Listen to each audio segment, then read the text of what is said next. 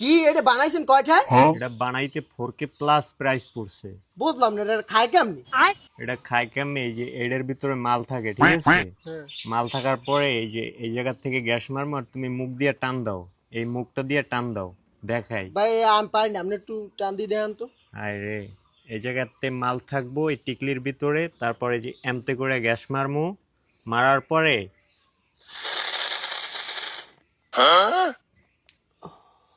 তুমি কান্দিয়া ডাকিবা তবু নাই আর পাইবা, কান্দিয়া ডাকিবা আমারে।